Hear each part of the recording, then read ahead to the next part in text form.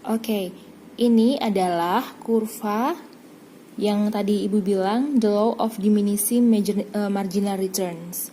Jadi, kita bisa melihat pengurangannya ada di bagian produk marginal. Yang ini ya, yang Ibu lihat di sini nih.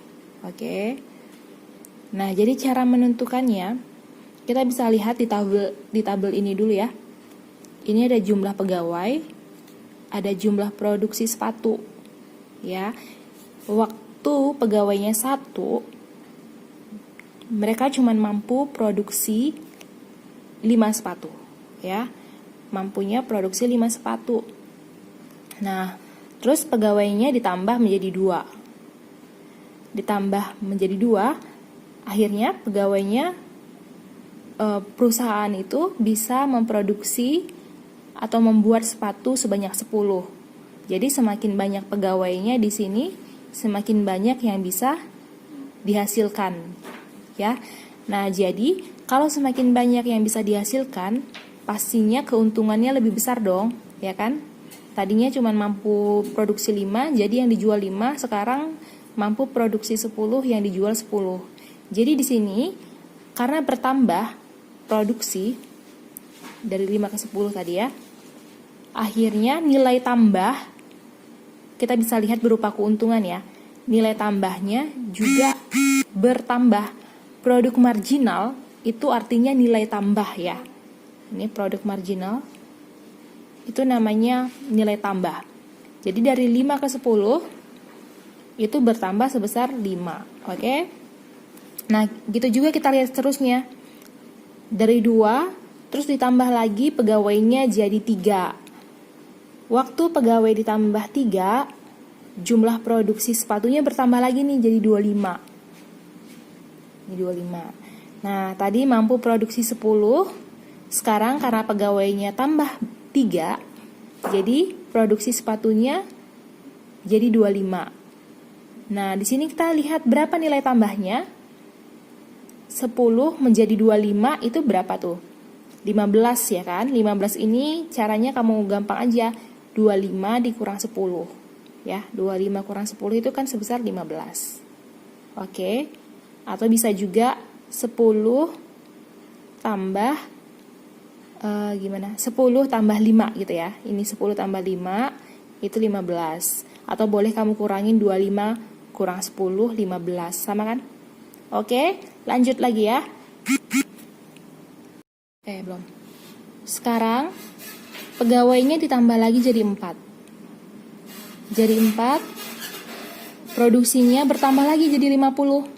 Jadi berapa nilai tambahnya? Tinggal dikurangin aja 50 dikurang 25 sebesar 25 ya. 50 kurang 25 sebesar 25. Jadi nilai tambahnya 25. Oke, kita lihat nilai tambahnya dari atas coba ya, kita review lagi. Tadi 5 naik jadi 15, naik jadi 25. Nah, kita lanjut lagi ngelihat jumlah pegawainya ya. Tadi 4, sekarang ditambah lagi jadi 5. Nah, waktu pegawainya ditambah jadi 5, sekarang produksi sepatunya juga bertambah jadi 80.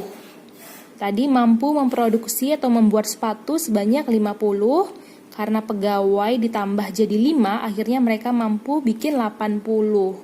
Oke. Nah, kita lihat lagi nih nilai tambahnya. Nilai tambahnya sekarang jadi 30.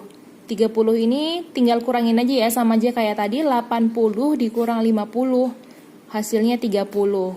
Nah, kita review lagi dari atas. 5 bertambah jadi 15, bertambah jadi 25, bertambah jadi 30. Ya. Nilai tambahnya kan terus bertambah nih ya, selalu bertambah waktu pegawainya sebanyak 5. Sekarang kita lihat lagi, pegawainya ditambah lagi nih. Pegawainya ditambah jadi 6. Waktu ditambah jadi 6, jumlah produksi sepatunya bertambah dong jadi 100 gitu. Tadi dengan 6 pegawai, mereka mampu memproduksi 100 sepatu. Nah, tapi kita lihat, kita kurang dulu ya, 100 dikurang 80 itu berapa? 20. 20 di sini ya. Nah, kita review lagi dari atas produk marginalnya. 5 ke 15 bertambah, 15 ke 25 bertambah, 25 ke 30 bertambah. Nah, di sini terjadi penurunan nilai. Tetap menguntungkan, tapi mengalami penurunan 30 ke 20. Ini maksudnya apa? Kenapa bisa mengalami penurunan? Karena ini bertanda bahwa sebenarnya 5 pegawai itu udah cukup gitu. Jadi walaupun dia tambah 6 memang menguntungkan, tapi nilai keuntungannya itu bisa menurun gitu. Kenapa? Karena dia kebanyakan pegawai gitu. Jadi bisa kita simpulkan sebenarnya dengan 5 pegawai perusahaan ini udah cukup. Tapi dia tetap menambah jadi 6, tetap untung, tapi dia ini keuntungannya nilainya menurun gitu dari 30 tadi ke 20 ya. Nah, kita lihat lagi nih terus. Pegawainya terus nambah nih, terus ditambah. Tadi 6 ditambah jadi 7. Ditambah jadi 7. Mampu produksi sepatu tapi nggak sebanyak sebelum-sebelumnya. Tadi kan 100. Ditambah 7, produksinya cuma nambah 5. 100 tambah 100 jadi 105 kan nambah 5 doang ya. 105 gitu. Nah, kita lihat pertambahan nilainya atau produk marginalnya jadi 5. Menurun drastis kan? Apa maksudnya? Karena memang harusnya nggak nambah pegawai lagi gitu. Ya, jadi nurun dari 20 turun ke 5 ya kan? Ini kan turun banget. Kita lihat lagi kalau pegawainya terus ditambah nih. Ditambah lagi menjadi 8. Oke, pegawainya ditambah lagi jadi 8. Nah, kita lihat malah mereka udah nggak bisa produksi sepatunya bertambah. Tadi 105. Nambah pegawai, bukan produksinya bukan malah nambah, tapi tetap 105 gitu. Karena udah kebanyakan pegawai ya. Gitu, kita lihat produk marginalnya, nah nggak menguntungkan.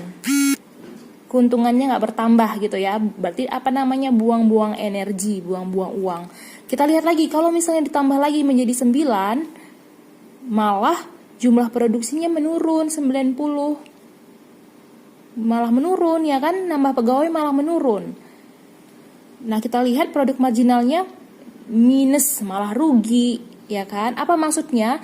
Kalau pegawai banyak ditambah, kebanyakan pegawai, yang namanya pegawai itu kan harus digaji ya. Kalau banyak pegawainya berarti banyak gaji atau uang yang harus dikeluarkan juga untuk menggaji pegawai itu kan. Kalau kebanyakan uang yang dikeluarkan untuk gaji, jadi nanti modal untuk produksi sepatu ini berkurang gitu. Jadi harusnya tadi kesimpulannya Ibu ulangi lagi ya. Harusnya tadi perusahaan ini cukup mempekerjakan berapa pegawai? Cukup mempekerjakan 5 pegawai aja gitu sampai nilai tambahnya 30. Nggak perlu tambah sampai 9. Kalau dia nambah sampai 9 malah rugi gitu. Itu yang dimaksud dengan hukum pertambahan nilai semakin menurun. Nah, kamu bertanya, Bu, buat apa sih belajar ini? Nah, mungkin sekarang kamu nggak terlalu perlu, tapi pasti semuanya cita-citanya pengen menjadi pengusaha sukses, ya nggak sih? Walaupun kamu punya cita-cita pengen jadi apa aja lah, mau jadi orang kerja di kantoran, pasti ujung-ujungnya nanti pengen jadi pengusaha. Yang namanya pengusaha yang berpendidikan itu pastinya harus bijak, khususnya dalam membuat keputusan.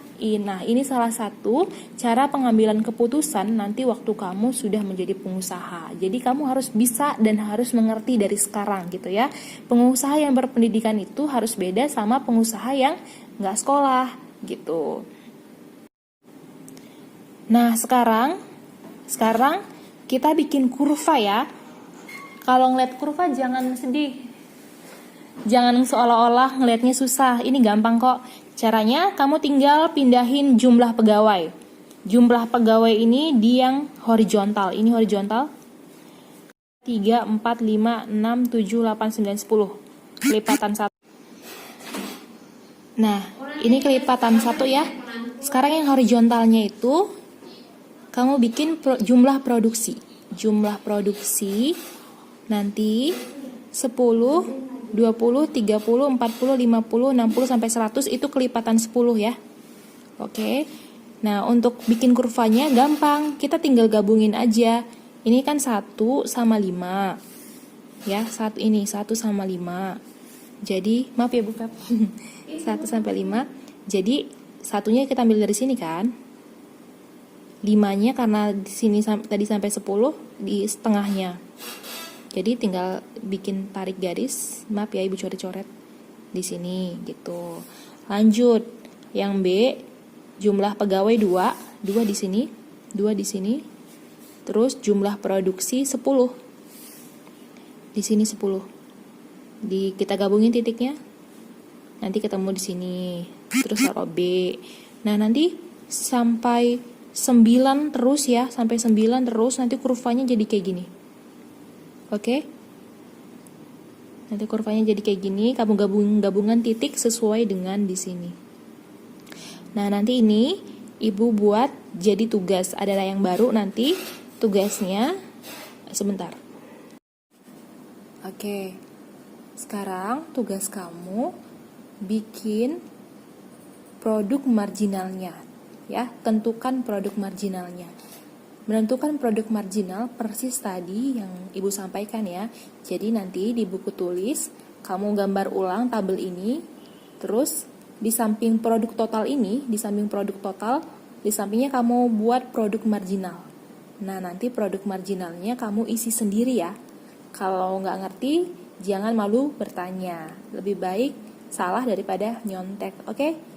Nanti diisi di sampingnya produk marginal. Tentukannya persis tadi yang seperti yang Ibu sampaikan.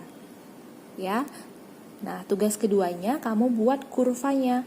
Kurvanya juga persis yang seperti yang tadi Ibu sampaikan sebelumnya. Tenaga kerjanya itu yang di garis horizontal, sementara produk totalnya itu di vertikal. Ya, nanti digabungkan titik-titiknya sehingga jadilah kurvanya. Oke, semangat you.